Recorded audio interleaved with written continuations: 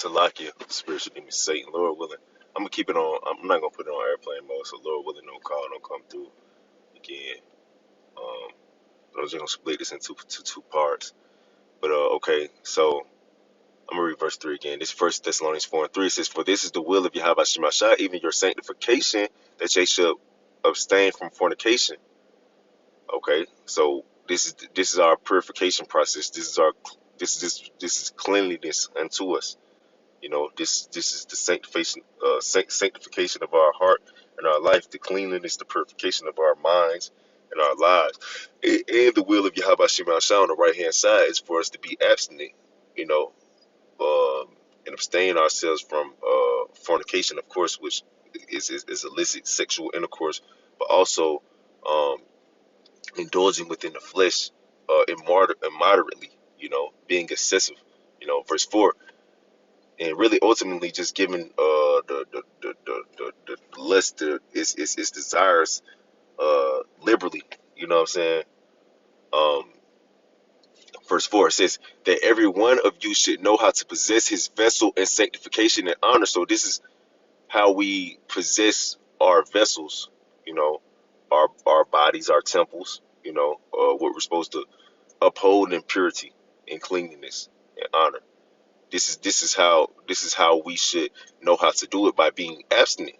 This is this is what keeps us clean. This is what keeps us as chaste virgins, not in the lust of concupiscence, even as the Gentiles which know not Yahweh Shema Shah, which we was reading about, a little bit about that earlier in First Peter 2:12, when we were speaking about having our conversation honest amongst the Gentiles. Pure amongst the Gentiles, being virtuous amongst the Gentiles. Is how do we do that? But by not giving ourselves to the lust of concupiscence, which concupiscence goes into desire, craving, longing, desire for what is forbidden, lust.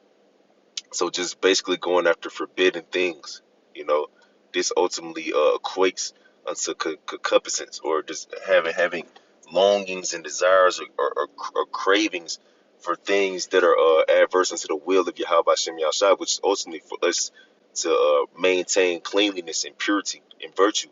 You know, that's what the Gentiles who know not Yahweh Shem Yahshua, that's how they conduct themselves. By not being abstinent, basically abstinent, being involved in rioting, and banqueting. you know. Verse 6, it says that no man go beyond and defraud his brother in any matter, because that the Lord is the avenger of all such, as we also have forewarned you and testified. So basically we can't defraud each other. We can't be deceitful one to another. That also brings forth uncleanness unto us if we do that in any matter. And the Heavenly Father, Yahweh Shemashah, will requite us for that, ultimately because we defiled ourselves. Just a side note on that point.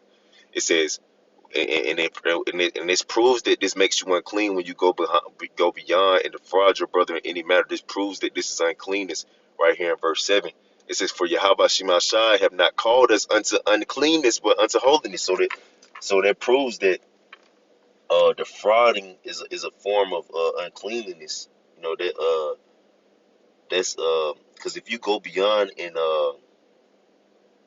defraud your brother, that's a form of being that's a form of not being abstinent, because another word for abstinence is forbearance. So we're supposed to forbear one another. So when you go beyond and defraud your brother, your people, you ultimately have still